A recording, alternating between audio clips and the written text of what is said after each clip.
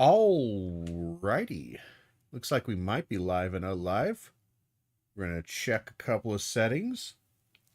We got some sound. We got things going on. I think so. I think so. I think so. I got a little pause over on that end.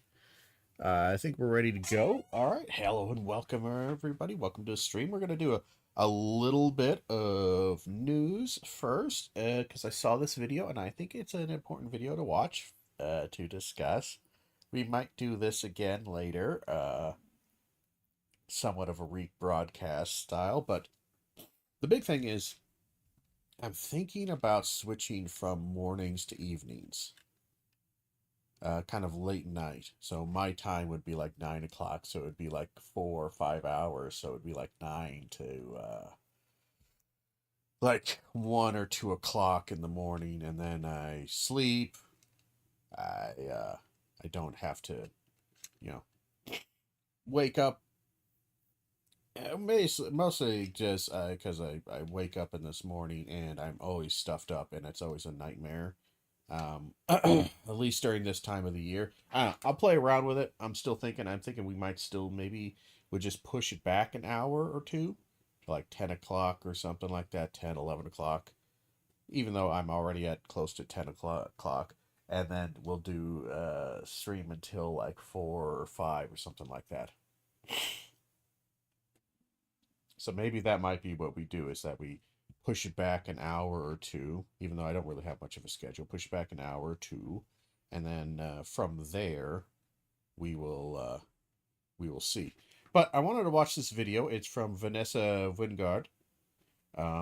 You should check out her YouTube channel. And it is 40% of kids can't read and teachers are quitting. So it's an amalgamation, and I've seen actually some of the videos. I took a quick gander at like the first minute or two of this. I've seen some of these TikToks, and I probably have seen more than a few of them. So it's kind of an amalgamation of the TikToks and talking about the major issues right now.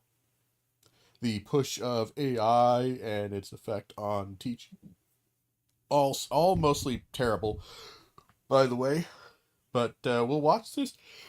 I'll give you some of my impressions on it as we go through, and then we will go to some gaming, and we might continue with Rise, or we might go to Wild Hearts because I do love me some Wild Hearts.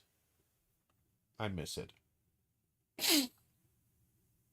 Grader asked their teacher, "Why do I need to learn how to read if AI can read for me?" Right now, 40% of fourth graders can't read.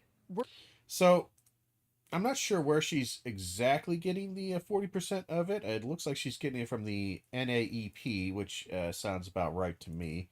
Now, the NAEP um, is the I can't even remember the fucking National Education. Fucking what is it called? Why can I not? The National Assessment of Education Progress. There it is. Brain farted on that one. I've brought these scores up before, but they're usually pretty terrible. And I could probably show them on screen again if I change the window capture here. But the big thing is that the NAEP has seen for a while, and this is not a new trend, but it is a trend that is trending downwards. It's not getting better, is that our reading scores, our writing scores, and our critical thinking scores for fourth graders and eighth graders and 12th graders, honestly, though they don't do the study on 12th graders as much, has been going down drastically for a while. It accelerated a bit under COVID, and the big thing is what we've seen, even though it's not loading very properly right now, which is kind of annoying. Um, the big problem with a lot of these scores and how they've been trending is we aren't losing the smartest students. We still have about the same number, maybe a little less of the smartest students who do really well on reading, writing, math, and sciences. So we still have a good chunk of those. The problem is that the ones who do pretty well, who could still go to college, this is the number of ones that are doing okay, and they're above. They're not like excellent. They're average to above. They're at reading level or just slightly above it, but they're not like really far above it, and like the really gifted ones. That cohort has shrunk a little bit. That cohort has shrunk a decent amount, but nothing too disastrous often. But it is shrinking quite a bit, alarmingly so. There's still some number of it. The real big thing is that our numbers for who students who are just below to very far below their reading level, and the students who are basically illiterate, those numbers have jumped up. Some people might say, well, that sounds like maybe an immigration thing. It's not. It's not really. It's just our population, the majority of them are growing, and the majority of them are now hitting a point where they are genuinely not able to read in the way we understand reading. They can't read. They can only intake information in the most basic of senses. Let me actually, we're gonna close that and we'll change this real quick here.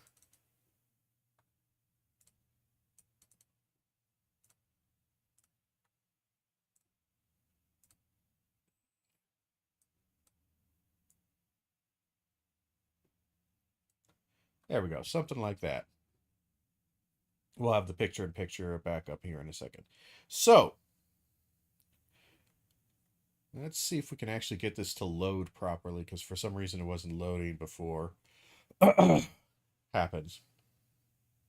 Yeah, they're still not loading. There we are. So this is the trend that we've noticed, and this is kind of what she's talking about here. So when she says 40% of students can't read, if we take this as let's see here. So we have the average score. You have the 90th percentile, the 75th percentile, the 25th percentile, and the 10th percentile.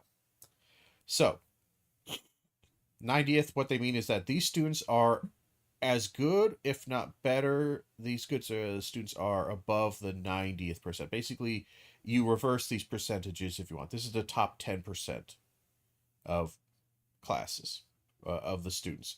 Top 25%, the top 25%, the top 75%. Basically, this is the bottom 25%, the bottom 10%. A little awkward to see, but if we notice here, our scores were never amazing, but we did have, and again, this downturn right here is pretty bad. It's pretty bad. Basically, it undoes a lot of any growth we might have had in the late 2000s, or mid-late 2000s, by a fair bit. It should be noted that any drop of even just 1 or 2 points is pretty fucking bad.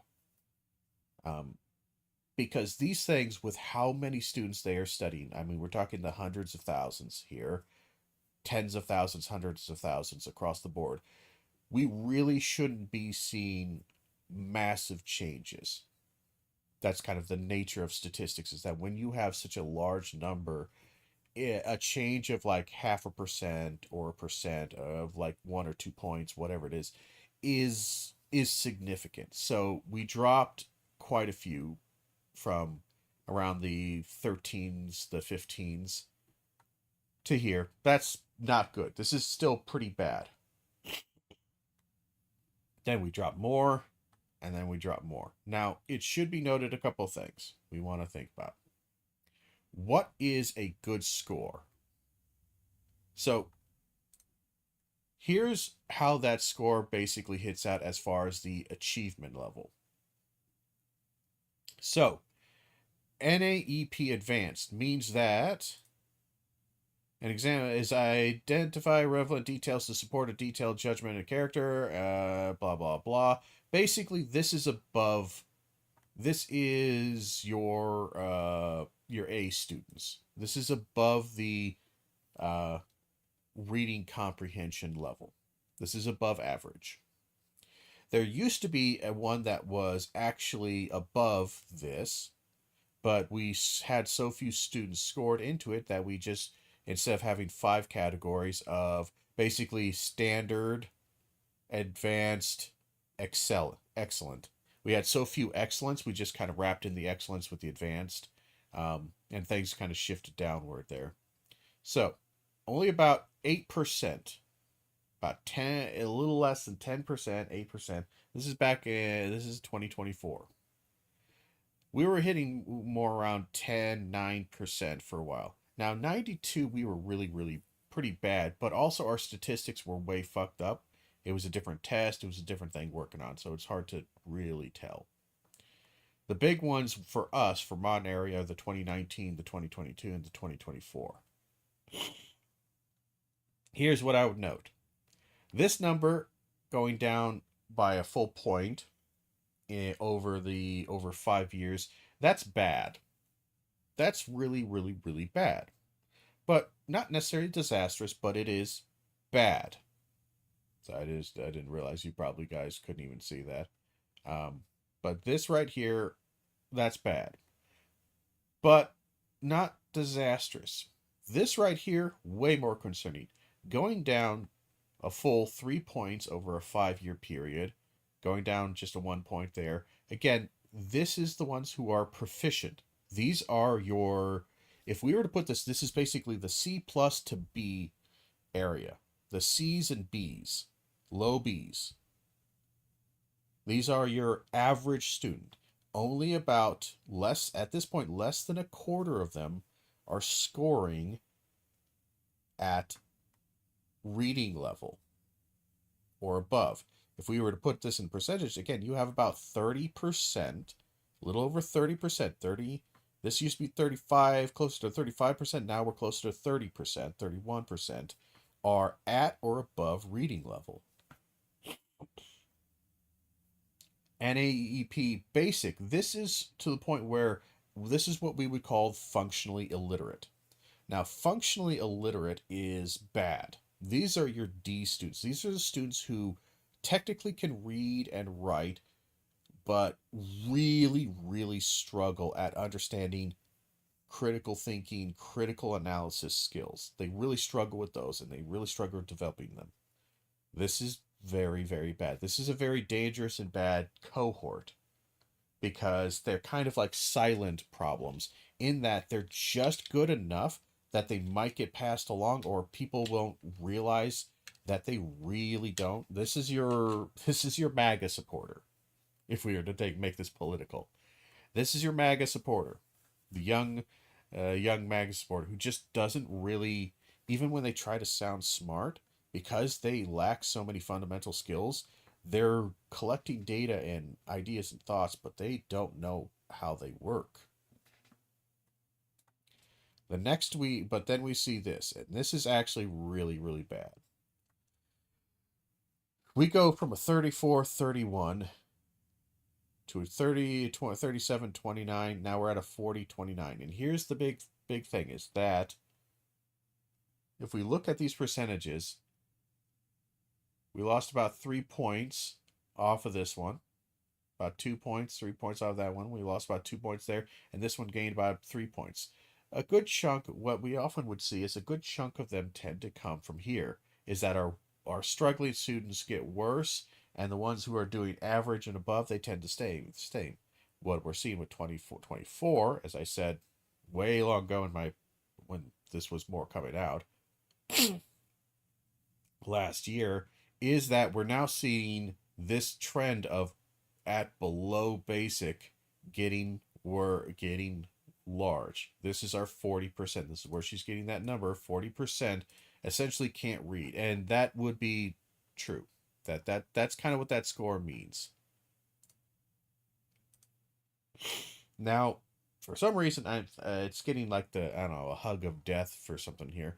Now, if we looked at 8th grade, which I think is kind of, 4th grade is probably more important than 8th grade, but we could see, because 4th grade is, by that time, these are where We desperately need these skills developed by then, because honest to God, most of your skills as far as reading, writing, critical thinking are developed at or before grade 8, at 8th grade.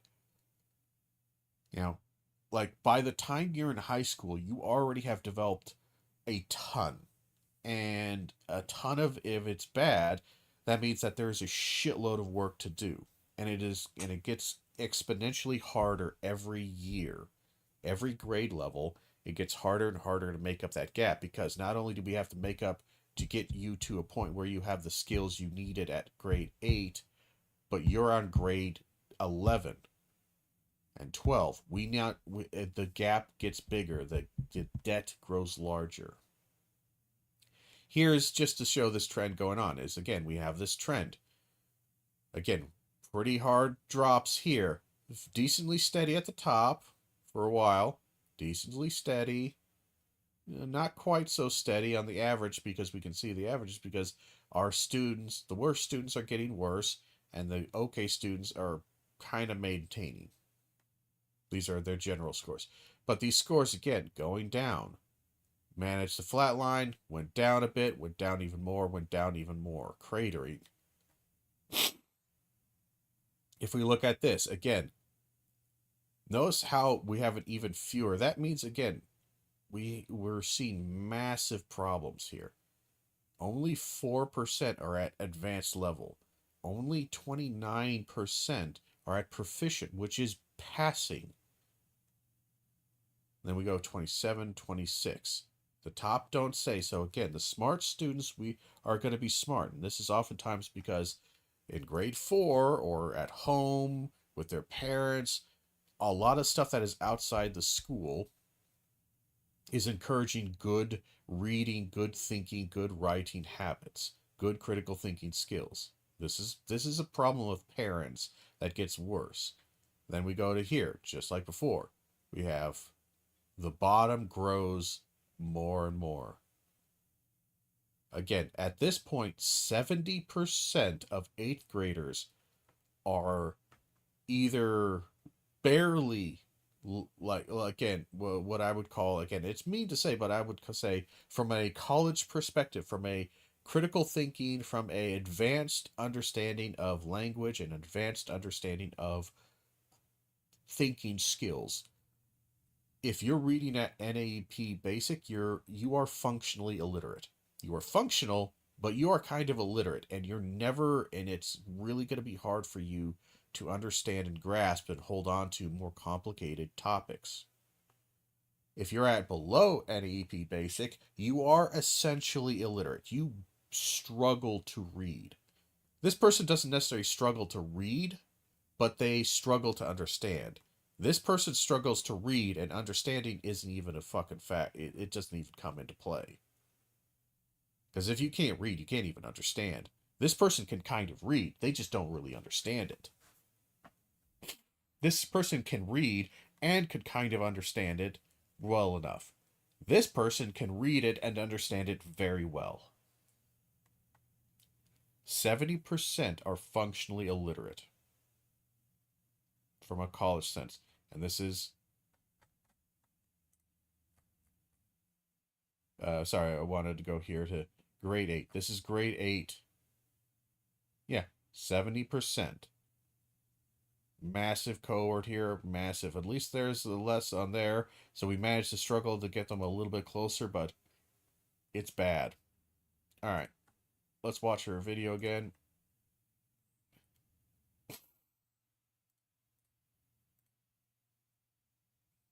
Nope. Let me grab the actual source. Thank you. Make it a bit bigger. We're witnessing the collapse of the American education system. I teach 8th grade history, and I have 110-ish students. 2 of them are reading on grade level, right? Yeah. That's again, if you look at those percentages, that's not that far off. Again, the percentages, if you looked at that as a holistic thing, this sounds makes it sound a little worse than normal, but if you look at it holistically, or kind of across the board on a large scale, again, it's about 8%. So if you have 100 students, maybe 8 of them will be reading on grade level. right now. 18 of them are at a kindergarten level. 50 That sounds, again, that that would be the below basic, if you will. At 8th grade, again, that again, and the below basic or the second to lowest one, which is what do they call it? Basic, which again, that is not meeting the standard. That's not literate. Um, the problem is that those two categories, below basic and basic, actually include, because there's no way to really tell grade level. This is kind of more anecdotal on her part. Though there's some reason to believe that maybe what she's saying is decently accurate, because again, she probably teaches or has people around and at lower grade levels. If she's teaching 8th grade, she probably knows people who are teaching 4th or 5th grade or something like that, so she can get a better grasp of that. But yeah, the NAEP basic and below basic, there is no really, that's just all of them. That's a big box. So you could have an 8th grader who is reading at a 7th grade level, basically, and they're reading at NAEP basic. And somebody who's reading at a 5th grade level or 4th grade level, they might still score into NAEP basic. But then you'll have somebody who's reading at a 3rd grade level or a kindergarten level, and they're scoring into below basic. So there's a lot of combining here. But right now.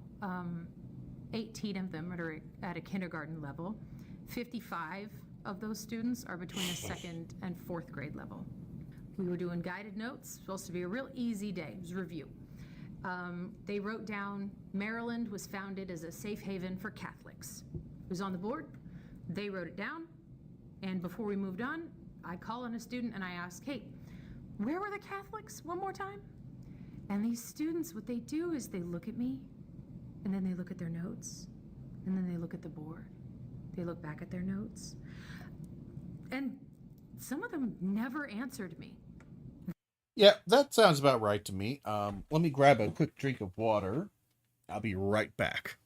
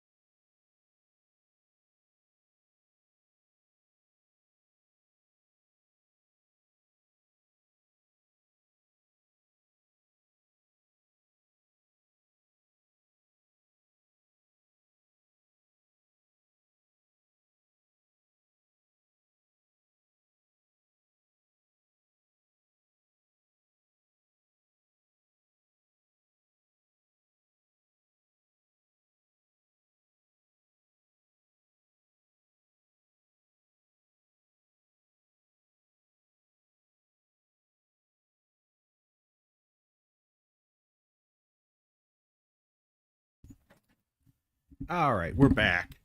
Apologies for that. So,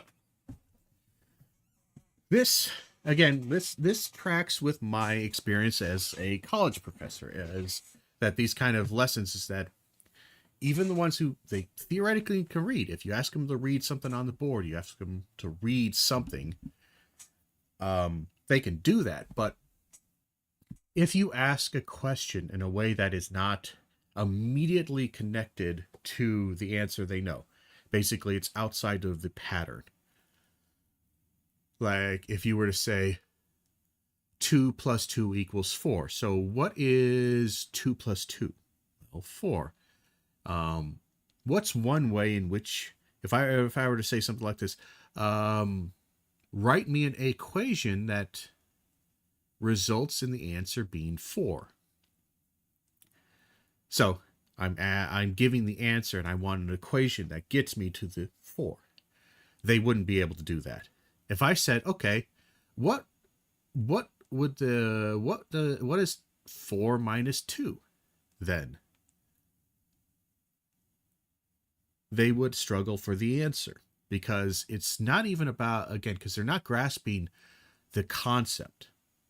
That is, in this case, it's mathematical, but in others, it's like that thing is that they're not grasping the connection of the idea concept of Catholics and Maryland. Maryland being a place based upon the grammatical structure of the sentence suggests that whatever Catholics are, they were in a place called Maryland.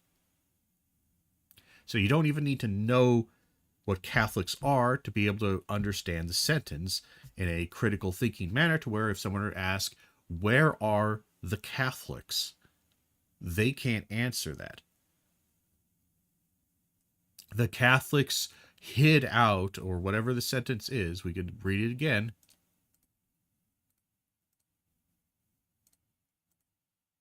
Guided notes, supposed to be a real easy day review. They wrote down Maryland was founded as a safe haven for Catholics. Who's on the board? So again, this is actually a funny thing, because I've actually encountered this, because I used to sometimes do in basic grade level grammar and punctuation stuff, or just in some of the early classes, and they're dreadful at it. A lot of them don't know what the word founded means. In the sense of, like, he founded the organization. He started up and or created, and then a safe haven. So they don't understand founded as created. That can both be a creation of a intellectual thing, but also a creation of, like, they founded the orphanage in 1822, which means that they created the idea of this orphanage existing and then made an orphanage. They had a concept of a thing, and then they made an object that represents that thing. All kind of put together. They don't understand that word. They wrote it down. And before we moved on, I call on a student and I ask, hey, where were the Catholics one more time? And these students, what they do is they look at me, and then they look at their notes, and then they look at the board. They look back at their notes. Again, they really don't understand founded. They don't understand conceptual to objective or objective to conceptual. They can't differentiate concepts and objects, not particularly well. That's why one of the jokes I say with my brother, and I've said with other teachers, is that we're getting to the point where we've already hit the point where we're losing conceptual permanence, but now we're getting to the point where I think some people are actually losing object permanence. If you know that from developmental, like psychology and human development, the idea of object permanence and concept permanence is a somewhat my own invention. But they can't, again, even just taking a guess, like, okay, well, Catholics, I heard Catholics, and I recognize in the sentence here that there was a proper noun, Maryland. I can recognize it because of the way I wrote it and the way it sounds. It sounds Maryland. It's a land. I understand the parts of that word that I recognize, like land, a place of land, like America is a land, I might be able to critical thinking and through awareness of various aspects of reading, the phonemes, the parts of speech, the parts of words, which we don't teach quite as much anymore. I think we've gone back to it a little bit, but that was a big problem back in the early 2000s and mid 2000s and 2010s and 2012s that we're still dealing with the whole reading bullshit.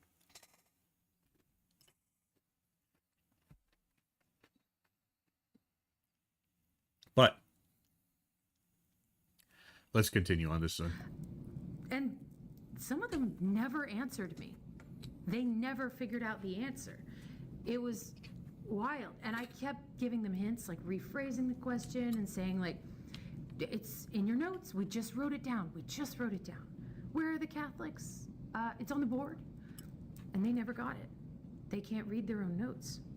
And I don't mean their handwriting. I mean, like, they can't make heads or tails of it on the page. These kids have a frightening ability for information to go from their eyes to their hands and not pass through the brain at all. Yeah. Well, again, because they're just repeating, rewriting, whatever.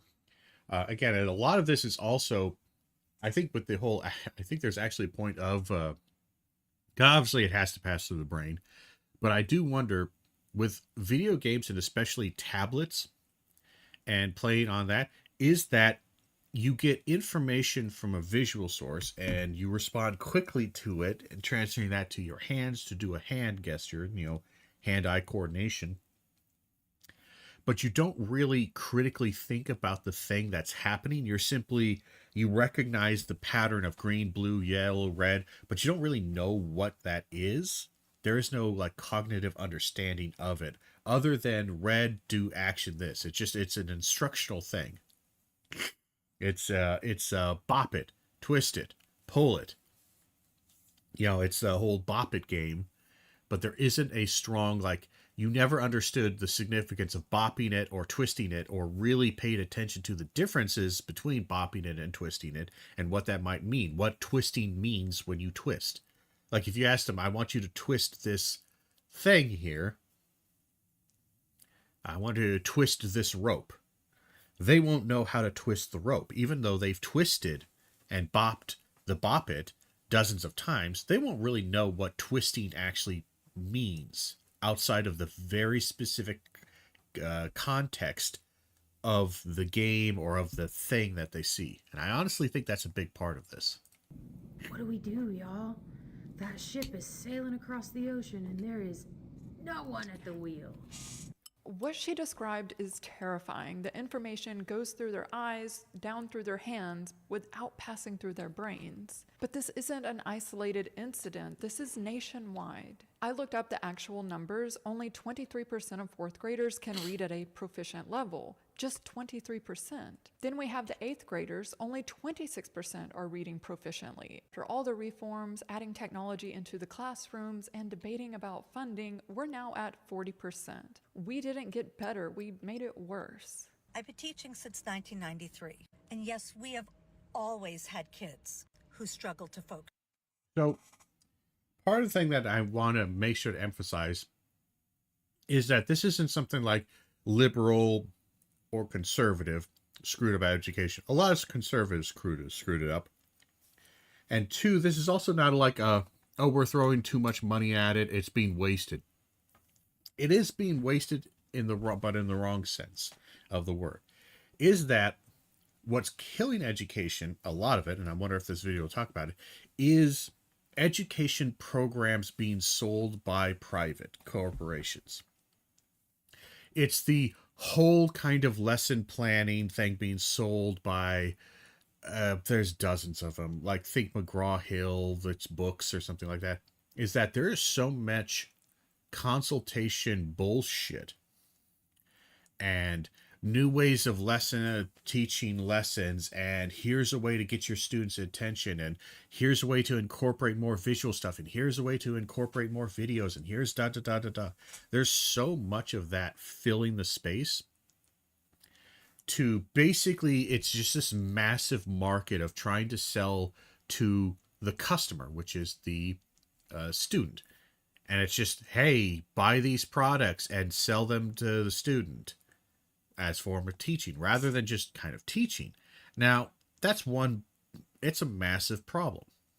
The other problem is quite simply, and this is not some kind of, this isn't like, oh, it's because of a cultural shift because immigrants are bad, or anything else. I want to preface this.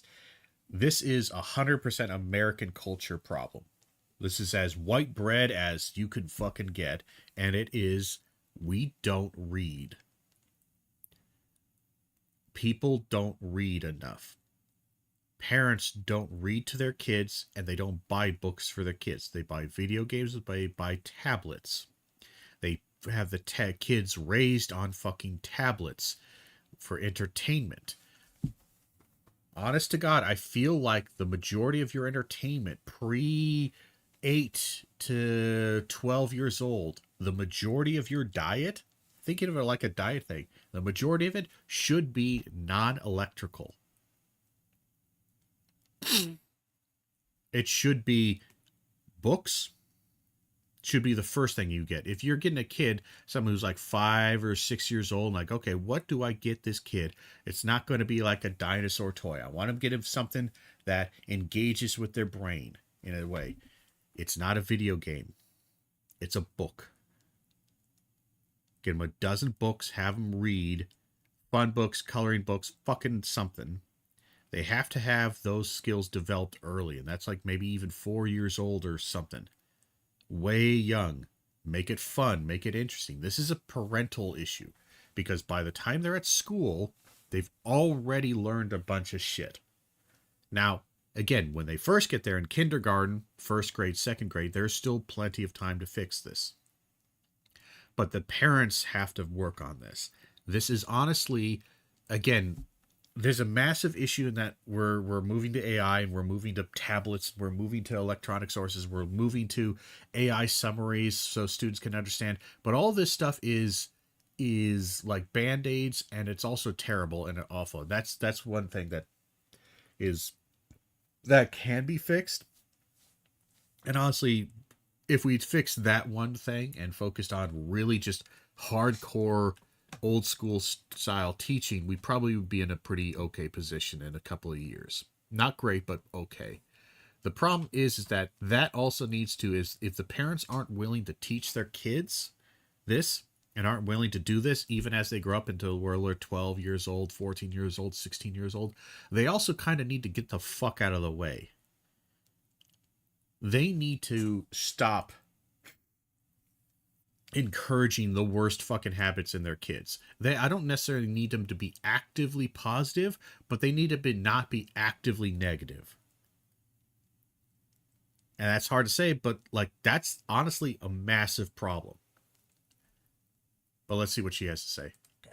But what's happening now is on a whole other level. Do you remember how it used to feel when the teacher would pull out the cart with the big TV and the VCR attached?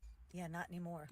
Now I've got kids asking to skip it. They literally can't just sit and watch. I'm a 90s kid, so I know exactly what she's talking about. When that rinky-dink TV rolled into the classroom, that was the best day ever. But today's kids are overstimulated. TV is not cutting it. When we were growing up, they said we watched too many cartoons. Now kids don't even want cartoons. It's not enough stimulation. They get bored. Kids today are growing up watching Cocomelon and YouTube Shorts, content that's meant to hold attention for seconds at a time.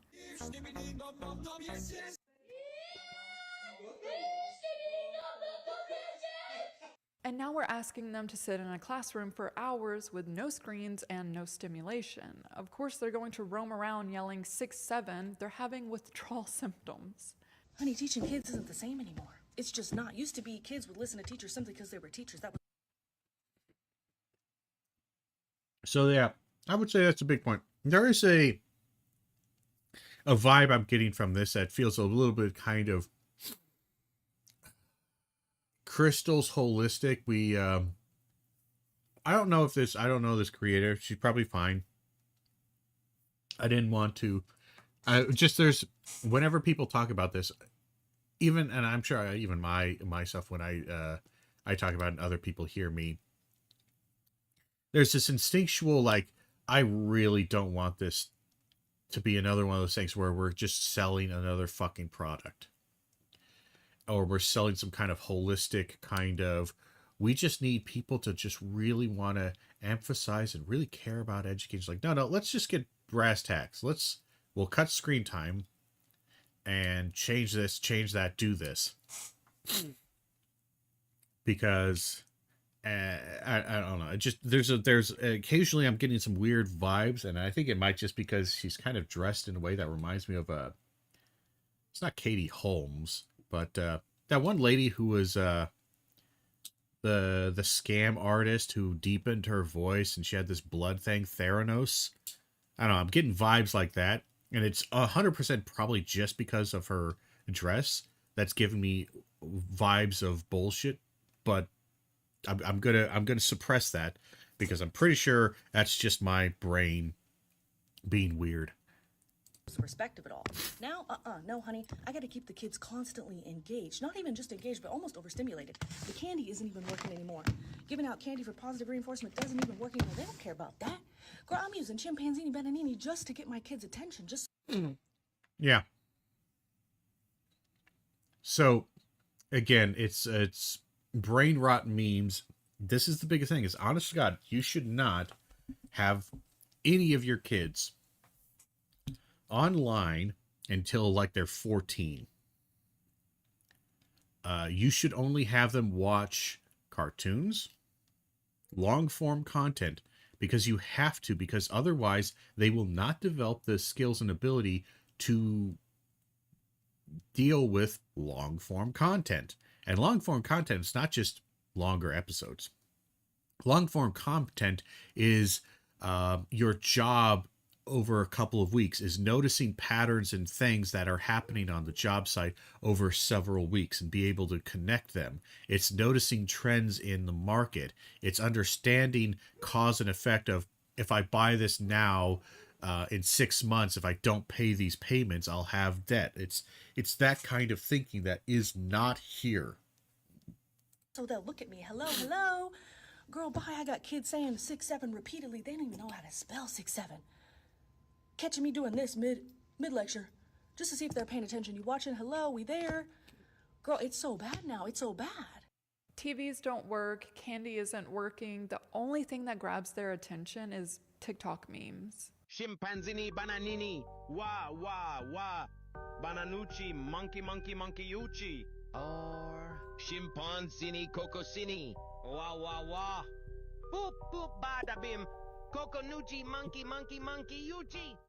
Despite these apps requiring users to be 13, kids are on them way earlier. One study found that a quarter of kids aged 11 to 15 said they use social media to forget about their problems. 17% said they tried to cut back but couldn't. These kids are describing addiction. So again, to escape their problems, one, their problems are literally the thing that they're doing. They want to escape attention. They want to escape doing homework. They want to escape everything. And again, this doesn't work. This doesn't work.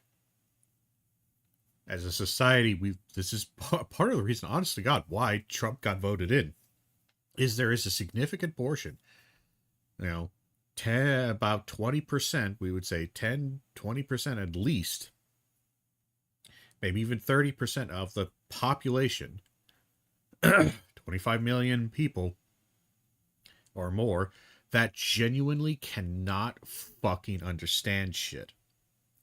And they're so angry and they're so upset by not understanding anything that they will vote for anything that makes their feelings go away or gives them a weird burst. Again, the skibbity toilet thing, they know it didn't solve anything, and there's a part of that might even know that it didn't solve anything, but they had a positive feeling of, yeah, that liberal got owned. And that's as deep as it fucking goes. I hate to make this kind of political, but it ends up for those of you who don't care about education, care just about politics, this is a problem. We are having really dumb people, and this is killing every industry we have. Z was the first generation to grow up on social media, and they're the most anxious, most depressed, loneliest generation on record. And now Gen Alpha isn't just growing up on social media, they also have generative AI. Okay, this is becoming a genuinely concerning issue.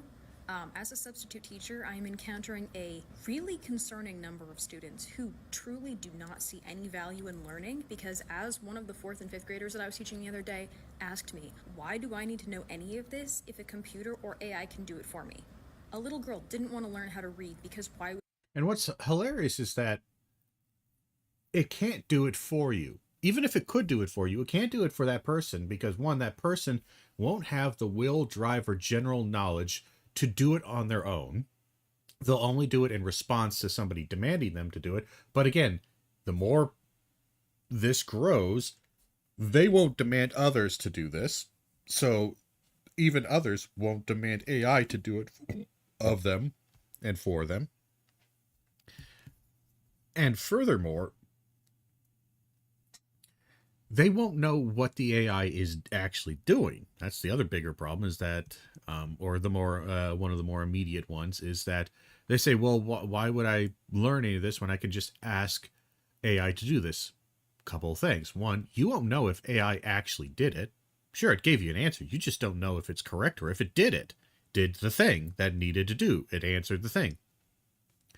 And two, you don't know how it was done, and you don't even know how to ask a question to get it to do the thing, because even then, that's a big thing that I notice is that AI, especially so many teachers seem to love AI or think the idea of AI was great. It's just like, yeah, it's great for you because you already have all of the critical thinking, critical reading, critical awareness skills to not only direct this large search engine essentially to produce the thing you want, but you have the ability to edit it and sift through the bullshit and find good stuff. You have taste to be able to discern between poison and good tasting food.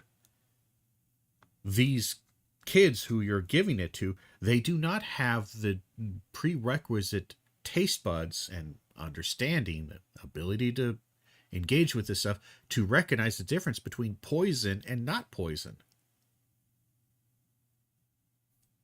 So it doesn't work. She need to when she could have the computer read it to her, or when she could just take a picture of her math problem and have the AI do it for her. This is a legitimate issue. Children do not have fully developed reasoning abilities. Their brains just aren't developed. We can just take a This is also partly why, one, you do not want ever education to be customer service or customer orientated. Even at college level kids, they are, because they honestly, God, they never grew up. I mean, college level kids, a lot of them are still operating on software of, version 1.1, which was their fucking 13-year-old self. Excuse me. Sneeze.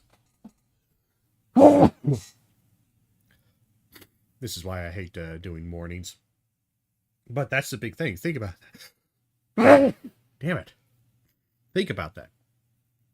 And I've tried arguing, and again failed, and often, and honestly, this is part of the reason why I ended up getting removed from my position, is that I continued to treat students as adults, and I continued to force them to, no, you're going to have to develop these skills.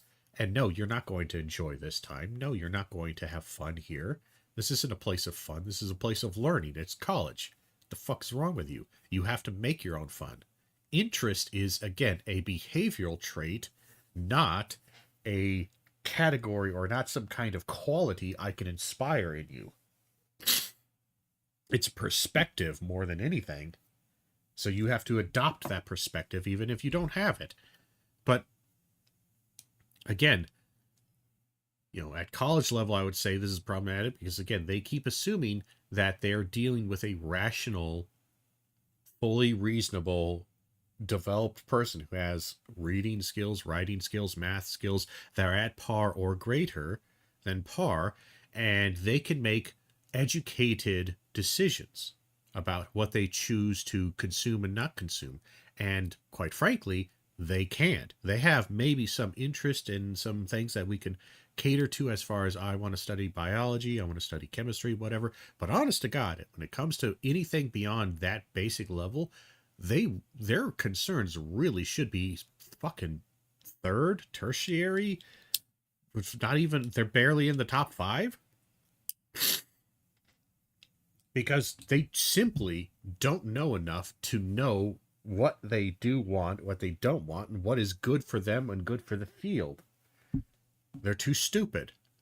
Look at the subreddit Kids Are Stupid to see proof that kids do not think long term. They don't have the mental capacity to fully think through their actions. So how is a teacher supposed to convince a student to learn how to read when that student believes that the AI can just read for them? How do they convince them? And again, we could do this. We can do this to a certain degree, but that requires the teacher essentially becoming a parent and forcing them to do this, and forcing them being upset, being unhappy.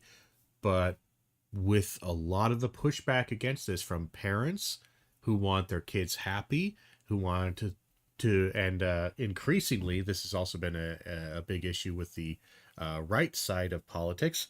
Now they want to, make sure that their kids aren't being indoctrinated by, bad thoughts and, bad science and shit like that. And, my parental right overrides your right as a teacher. Like, again, it's like, no. You have to send your kid to school, which means that automatically your right as a parent is being subordinated. And you might go, well, okay, I'll just homeschool them. It's like, honestly, I'm starting to get to the point where maybe we need to ban homeschooling. Even though I was homeschooled. But I don't know how to solve this other than to tell parents to fuck off, read to your kids, accept that they're going to learn things differently than you and different stuff, because your education is way out of whack. And honestly, you probably have the reading level of a fucking third grader and the history level of a fucking third grader. So you don't actually know how anything works, and you don't know the history of anything. So when your kids start also saying a bunch of quote unquote liberal, woke nonsense, it's probably not. It's probably just, no, this is just basic science at this point. This is the basic ideas and concepts. It's just, you're so fucking out of date. You don't even know what the fuck is going on. Accept that, encourage your students, your children to get smarter and better than you, not just be little replicants of you, and fuck off. But this is a massive thing. Again, they have their kids watch bullshit all day because it's easier, because it's very entertaining. It's crack cocaine to the kid. The kid will never turn down watching some random shit. To learn to write when they can talk to ChatGPT and it'll write for them. Spelling, why bother? Grammar, who cares? History, civics, critical thinking. The AI has all the answers. And all a child sees is a path of least resistance. They don't understand that to struggle is to learn and to grow. What are you doing? Well, it's not even struggling. It's that I would hate to do that, because I don't want to think of all these terms in the like positive and negative, or struggle and ease, though convenience is definitely a major issue. One thing to think about this is, again, this is literally the struggle of running and learning to run. It's like sore muscles. It's not necessarily pain. It is just functioning. This is what it feels like to function in the world. You will struggle. You're learning a new trick. Hey, you're riding your little scooter and you're trying to do a tail whip, or you're trying to do some little bar spin or some shit like that. You don't learn it automatically. You fall, get back up, do it again, do it again. You have to find joy and fun in that, because there is joy and fun in learning, even struggling, even failing. But we don't have that. We have such an addiction to positive reinforcement, and more importantly, quick and easy reinforcement, that, yeah, it's a problem. But again, I don't want like, again, people say with a struggle, and I understand what it is, but honestly, I think a lot of people just simply don't understand it. I know, but what are you doing? I'm doing I'm doing school. You're doing school on ChatGPT. Mhm. How old are you? 3. And what are these children hearing from the adults about AI? AI is going to change everything. AI makes you so much more efficient. AI can do it for you. Well, the kids aren't hearing this necessarily from the adults. Like, they're hearing bits and pieces of this from the teacher saying, hey, AI can really give you a nice, fun summary on this and help you understand. There's a bit of that, but honestly, it's more that the adults and the parents are hearing this or seeing this and wanting this because it's easier for them. And then they pass that on to the child through, the end product. Why would a child invest in learning when every adult around them is saying that machines will do it better? We're creating learned helplessness at scale. I'm going to start with saying that teachers are not afraid of AI because we hate technology. We are scared because we are watching critical thinking disappear in real time. When I was in high school, my math teachers would say, you got to know how to do this because you're not going to have a calculator in your pocket. Well, guess what? I have a calculator in my pocket at all times. But what I've realized is that it's not a fair comparison because calculators replace computation after we learned how math worked. AI shows up before students ever learn how to think through a problem. Well, and honestly, even the calculator thing, there is not insignificant amount of evidence that shows that people's mathematical reasoning and mathematical skills, especially intuitive or even with the calculator, have actually gotten worse, partly potentially because of the calculators. Because we do it so fast, we generally aren't, because we're allowing the calculator to do the computation doing it helps you understand what the math is actually doing. Like, when you're doing division, long division, you are understanding, especially if you're like writing it long form or whatever by hand, and you're doing it by hand, you understand the process a little bit better. Or if you're doing, algebra, or you're doing anything like that, you understand how each part is moving. You understand, especially if you make a mistake, we're like, oh, I forgot to carry the 1 over. The 1 has to be carried over. There's this idea that there's this equivalent property. Or, oh, I forgot to do on one side of the equation the same thing on the other side. So if I added 5, I only added 5 on one side. That unbalanced it in a sense. And why I ended up with the wrong answers, because I didn't add 5 to both sides. Like you're trying to isolate a variable or some shit like that. So you're subtracting from both sides or adding to both sides as needed to balance it out and to get the equation correct. So that's kind of one of the biggest things that I've talked about with some teachers, that honestly, again, she's correct. The calculator is not a fair comparison, in the sense that the calculator is way less of a problem than AI. That is absolutely true. AI is way worse because AI anticipates and tries to understand what the problem is and then answers it based on what it's understanding or based upon pattern recognition. That's problematic because then that student isn't even engaging with the problem at all. They didn't solve anything. ChatGPT didn't even solve the problem because they never even engaged with the problem to begin with. And neither did ChatGPT. ChatGPT engaged with some basic idea that the student gave them, and the student gave it them based upon some very, very disconnected concept of what they thought the problem might be, but they don't really know it because they don't really engage with it ever much because they're always turning to ChatGPT. So it's this vicious cycle of ignorance. But in many ways, the calculator is a fair comparison, is that it is of the same kind of vein, is that, yes, there are consequences for this convenience, is offshoring certain aspects of our thinking will lead to an atrophy of that particular thought line, that thought process. Now, we might mitigate this by going, okay, that part will be somewhat atrophied, but as long as we emphasize at least several parts and to a certain extent, engagement with the problems in this way and that way, whatever, we will prevent this atrophied part from atrophying completely, and will develop another substitute like muscle or whatever that can help connect this together, so we don't have this weird break. We don't have this weird dead zone. This dead zone of intellectual engagement. A lot of that ends up coming out with show your work. Can you understand what the calculator did? Can you show, again, why we teach math in some of the ways is by, okay, well, we do this, and rather than just plug it in, we're going to plug it in step by step, so you understand the steps. So while some of the computation is handled for you, you still understand the holistic process of math. You just don't have that short form, easy addition, subtraction, multiplication kind of instinctual thing, that computational aspect. Witnessing is that students are now incapable in sitting in any kind of intellectual discomfort, and that's concerning. This is what people miss when they compare AI to calculators. It's not just math, it's literally every subject, including thinking itself. And we now have more research on AI and cognition. Students who use AI show weaker reasoning skills. They accept answers without questions. Which one is this? Dun, dun, dun. I feel like I actually have read this. I don't know. There's been a couple of studies that I think have shown this.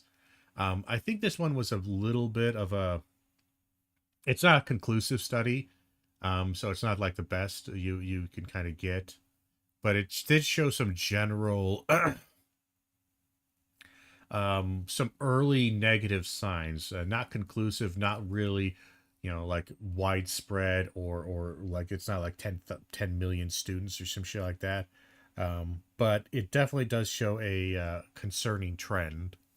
Questioning them. Researchers call it cognitive offloading. They develop this pattern of generating first and thinking later, or really generating first and not thinking at all. And the scary part is these studies are showing cognitive decline in adults. People with fully developed brains. If AI is doing this to adults, then what is it?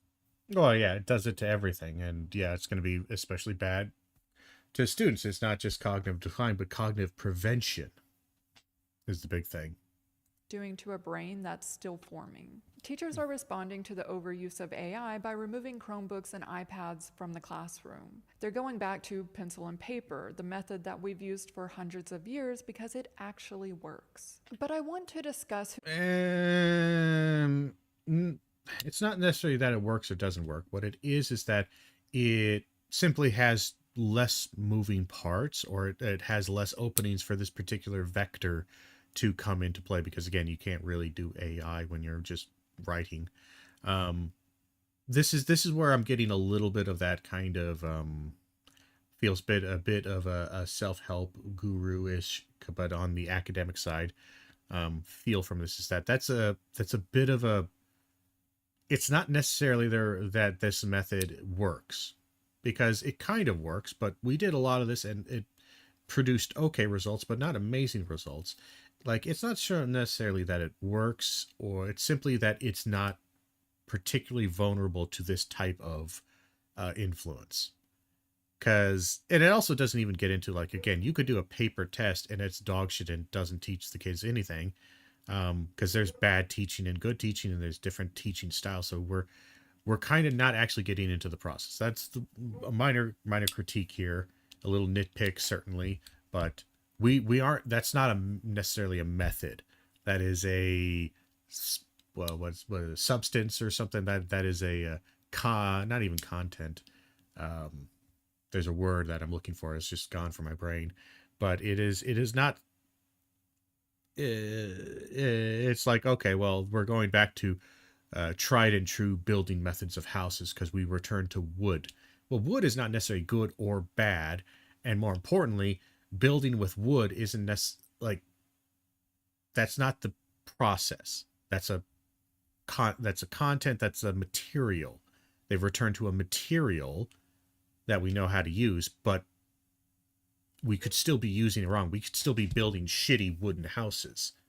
You get what I'm saying? Who's actually incentivized to have AI in the classrooms? We already know what social media... Yes, that is a massive, massive push, is the acceptance and integration of that. So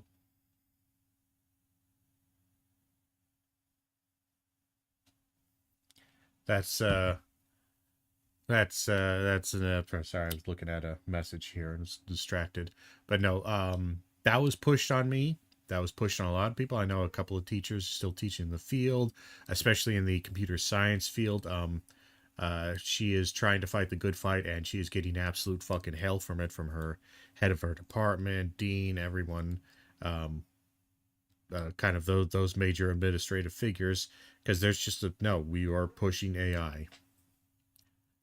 Was designed to do, and we know the future design because Mark Zuckerberg has been quite open about that. He thinks AI can fill the gaps in your friendships. He's exploiting the loneliness caused by his own apps. Then there's Noam Shazir. He's the founder of Character AI. In an interview, Shazir said, "I joke that we're not going to replace Google, we're going to replace your mom." He wants his AI chatbot to replace mothers, the person who's supposed to guide you, help you make.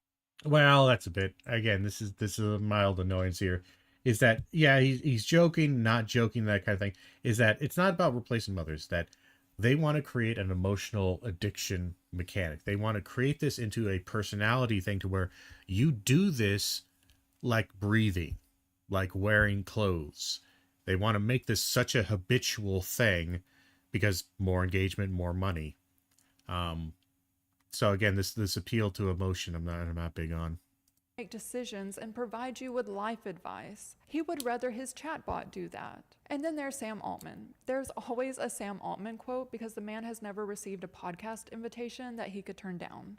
People talk about the most personal shit in their lives to ChatGPT. Young people especially, like, use it as a therapist, a life coach, having these relationship problems. What should I do? They don't really make life decisions without asking, like, ChatGPT what they should do. And it has, like, the full context on every person in their life and what they've talked about. And there's young people who just say, like, I can't make any decision in my life without telling ChatGPT everything that's going on. It knows me, it knows my friends. I'm going to do whatever it says. These CEOs know exactly what they're doing. They're not accidentally replacing critical thinking, they're designing for it. They want users dependent on the chatbot for advice, for decision making, for thinking itself. Because dependency is a business model. In fact, it translates to $20 a month for ChatGPT. But all of this has a societal cost, and we are paying for it. I don't get to teach. I spend my day managing behaviors and teaching students how to regulate their emotions. I'm not a counselor. Yeah, that's also a fair bit of it. It's not quite so much in college, but again, there's still a ton of emphasis in college and teaching whatever at that level to kind of be counselor and to be aware of students' feelings and sensitivities and being open to all this stuff. And it all sounds really kind of nice or whatever, but it ends up just being like, well, I'm sorry, you're asking me to take on another half-time to full-time job or even part-time kind of position, and you're not increasing my pay, you're not increasing my training, and more importantly, I'm not sure if this is even a thing that I should be fucking doing. Period. Even if I could do it well. I'm not a behavior specialist. I'm a teacher, and most of my job is managing behaviors. I just watched a video of a teacher getting pepper sprayed by their student in the school because they took their phone because it was being used to cheat on a test. She didn't sign up for this. None of. Yeah, and again, that kind of thing right there, that isn't, some people might immediately try to say, well, that must be some like ghetto low class behavior. It's not. This is across the board. And again, it's you are creating little addicts to their phone, to their apps, to this kind of thing. And again, when you do this, especially if they've done it so much for so long, it feels injustice to them. It's like if I were to take away your voice, or I would take away, like, no, you don't get to use your cultural history to understand this thing. Like, what do you mean? No, of course I get to use my personal experiences. What, you're going to mind wipe me? Yeah, for this test, we're going to mind wipe you. That sounds unfair. Like, hold on. Like, a lot of the things that I learn, I understand, are connected to my experiences. Like, if you wipe my brain, but to them, this external thing, this AI, this whatever, is a part of their being. It's a part of them because they never learned without it. Of them did. Teachers go into the profession with the expectation that they will teach, similar to how their teachers taught them. They didn't realize that they would be managing behaviors because they're not behavioral therapists. But today, that's what the job entails. Severe breakouts, tremors, daily anxiety attacks, crying before work, crying after work, dreading the drive in, bringing work home because there's not enough time to do your job at your job. The data shows teacher shortages were being reported on back in 1998, but back then it was fewer than 30% of states. Fast forward to today, and it's 86% of school districts that can't fill their positions. 86% is a collapse, not a shortage. Yeah, I've kind of thought about going into public education, like grade school, whatever. But then I wake up from my stupid dream and slap myself because that's really one, I've never really wanted to do it, and because it's just not really my particular style of teaching. But more so, like getting into it, like the only people who are going to want to be getting into that right now are people who are kind of bought into this. Okay, I'm just going to be a behavioral manager. I'm just going to do this, and I'm not really going to teach. I don't even know the subject particularly well. I'm just going to manage their progress through this textbook AI thing, this lesson plan that we bought from so-and-so. I used to know all the names. I still get emails occasionally from, again, various representatives or whatever who want to say, hey, we have this new textbook / lecture program that you can use to incorporate into your classes and teaching, and it's all pre-built and pre-designed with pre-made quizzes and engagement readings and AI and blah blah blah blah blah blah fucking blah. And most of it's crap made by AI, recycled fucking dog shit that I've probably seen. It was funny. One of them, I think I've seen various iterations of this change very slightly from one company to another. It's like, it's not even like their IP. It's literally just the most generic shit where you can't even copyright it. And then they just repackage it, change a couple of words, and use that as a filler in a lot of their shit, in a lot of their lesson plans. I can't remember what it was years ago. When I saw this, and I had to laugh about it when I talked about it with some teachers and had a good laugh. But yeah, that's one of the big deaths of teaching that's not teaching, that's not engagement, that is the opposite, that is the disengagement. That is me doing the same thing that the parents did. I'm giving them a fucking app. I'm giving them a phone. I'm giving them a tablet with an app, with an AI or whatever. And I'm just asking them to say, passively sit here and click and smack on lights and shapes as they come up. 411,000 teaching positions are either empty or filled by someone who isn't fully qualified. As a result of having less staff and more students with behavioral issues, teachers are burning out. In fact, teachers have the highest burnout rates of all industries, with 44% reporting always or very often. I would also like to note, if it's not teachers of K through 12 education, it's fucking college and university. Yeah. Jesus. And again, think about that. All right. That's like healthcare, nursing, doctors. We always talk about the burnout there. We're 44 and 35. We're several points beyond healthcare, especially K through 12, which is really bad. If you average these out, it's about 40% of college, university, and K through 12 educators are burning the fuck out. That's half of your teachers. If you're in college right now, half of them statistically are burnt the fuck out and sick of this shit. Feeling burned out. This clip says how it feels going to sleep tonight knowing that I don't have to wake up tomorrow and teach children because I quit my teaching job in the middle of the year. We can go to the comments. What are you doing instead? Asking for me. Currently in class and just letting them talk over me because I'm tired of it already. What do you do now? I went out of education. Quitting teaching was the best decision of my life. You won't regret it. This is honestly terrifying seeing how many teachers wanting to quit. Teachers deserve better than this. The comments are filled with teachers who want out or teachers who have already left, and it's the best decision they made. By the way, this video was posted 1 week ago. It has over 2 million views and over 292,000 likes. The algorithm found every burnt out teacher in America. I live like this.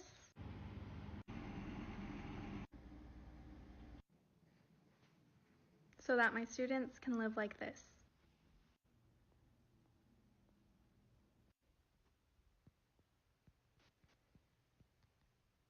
So how can I afford to do this on a teacher's salary? The answer is I can't. I'm living paycheck to paycheck. I am beyond broke. These are the people that were losing. Yeah.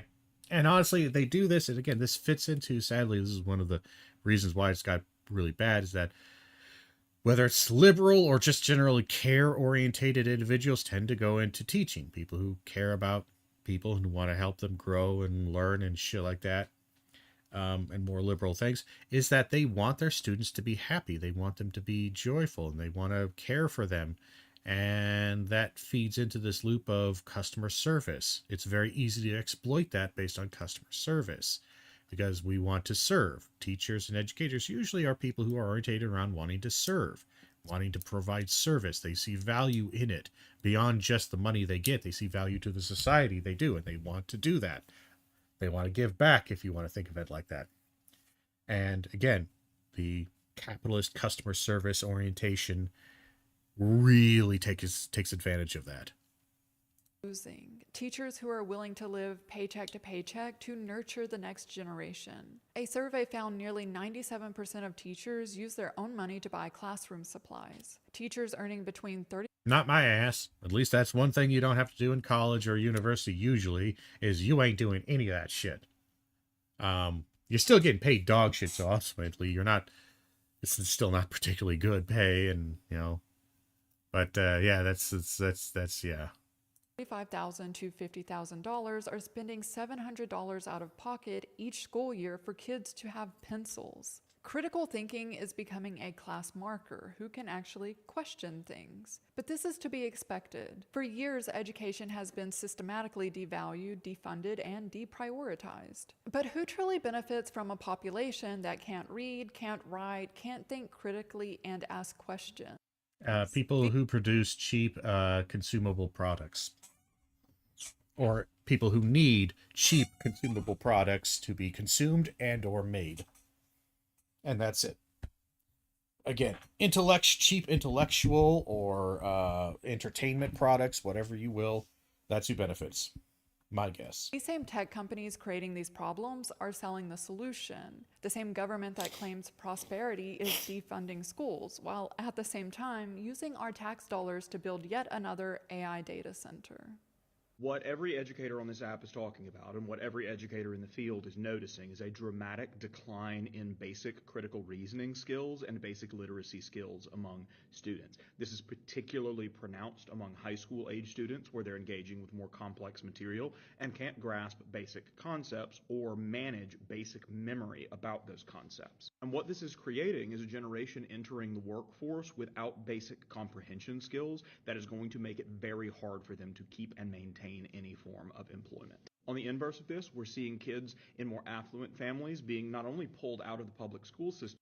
So on to that last point that he had about the about students, I would agree with almost all of that. Again, this is one of the things where it's a compounding problem, is that the problems of 4th grade and 8th grade basically create a near insurmountable problem and a gap of basic functional skills, where again, like I would see this, is that I would be teaching students and I couldn't get them to improve no matter how much I helped them.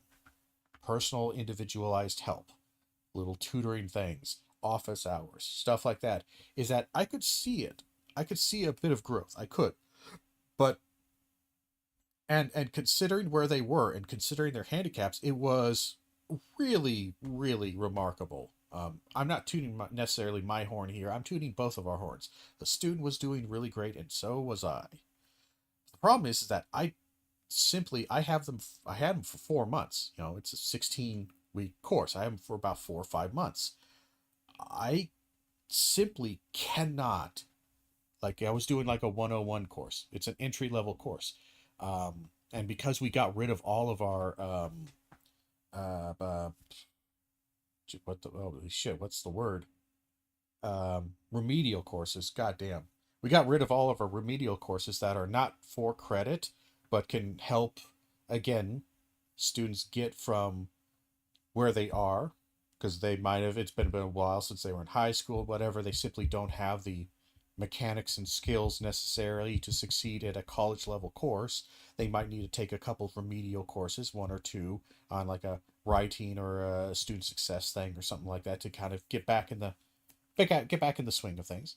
We got rid of all that shit, so it's like I'm taking a student who should be in something like a 90 level class or an 80 level class, which is basically a semester or 2 semesters, 2 full semesters before you can even start college level, entry level college level stuff. I'm taking students from there and I'm getting them to where next semester they'll start at an area to where, yeah, you can be in a college level class. You're not going to be an A student. You're going to be a C plus student, maybe a B if you really work on this and continue this growth.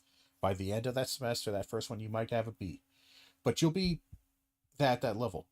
But but they still failed the class because I can't pass them because they're a 101 student, and I barely got them to beginning 101 level. They need to be at the end of the semester at 102 level or 1002 or whatever fucking, they're all the numbers are different, but basically I need them to be at writing foundations 2 level by the end. To start that, they need to be at the end and they're at the beginning of it. But I had to make up so much ground. Did it. And again, that student, I think they took they kept going with it. They did take my class, they took another class, because of time things, they passed that one, doing a lot better, and I think they went on and they continued doing stuff, and they're doing okay. I don't remember if they graduated or not. They left my sphere of awareness. But that's one of the biggest things. No matter what the teaching style is, what it is, I simply could not get them to that level, and I was often being asked to pass them at lower levels, at lower accomplishments. That's the bar being lowered.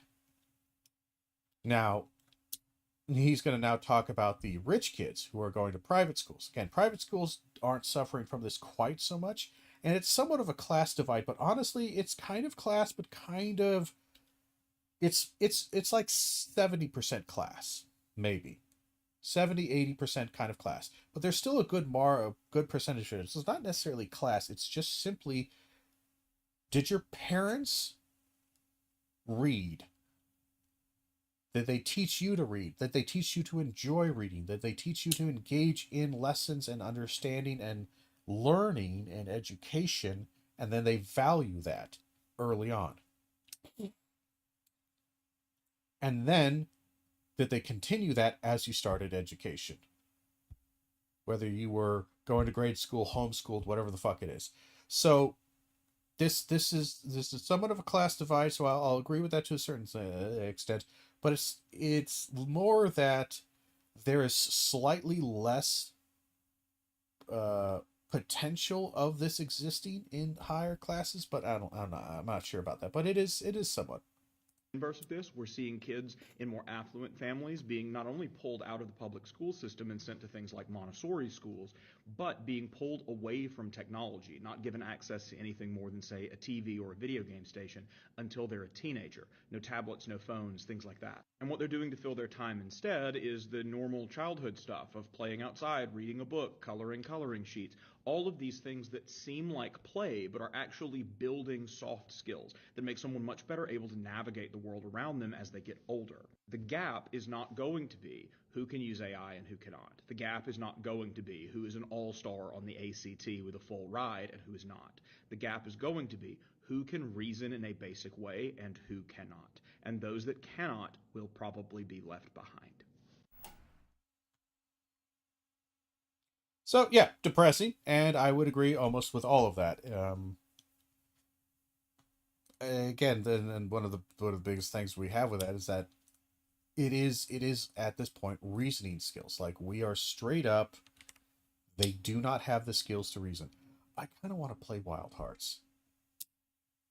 I'm not sure if I don't know. I really want to stick with a game. And I was sticking with Rise for a bit because it's been a while since I played Rise, so there's some novelty to it. God damn it, I do love playing through. I do love playing Wild Hearts. And it just makes me sad, not seeing Wild Hearts get more love. It really should. It really should get more love, because god damn it if it's not kind of a gem. It's a really lost gem, and we need to bring it back. Maybe I'll do a big retrospective playthrough / video, and I'll actually post this video series, because that's the biggest problem, is that I keep starting games and doing streams and thinking, okay, I'm gonna record this video footage, and then I'm gonna edit it, put it down into a nice long let's play kind of thing, and I keep forgetting to fucking do it. And then I end up losing the footage or not recording it. And like, god damn it, there's major sections that are missing here. And that's a huge problem. But all right, we're going to switch it up to games now.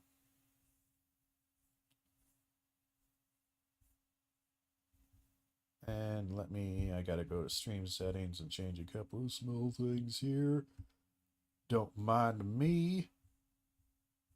Change my setting. I'm not in news and politics anymore. I'm in gaming. Over there, and then over here, we're going to switch this out, and we're going to go from just chatting to you guys to doing some monster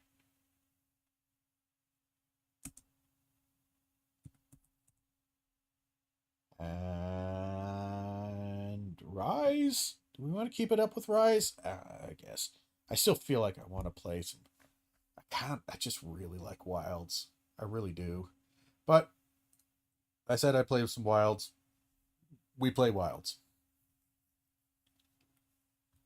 All right. We're going to wait for that to start up. Computer's running a little bit laggy here. I also do need to install some fans I got for Christmas. I still haven't installed them because I just haven't felt like taking apart my computer, because I got a couple of them are CPU fans, because one burnt out, so I'm just going to replace both of them on my CPU cooler, which it's still cool, it's still fine. I just it's kind of awkward on the radiator to take the fans off. Then I got to take it outside. I got to blow it off with the air compressor. Get all the dusts out, then put new fans on, plug them in, hope they fucking work. They should work, but, it's computer shit. You never know.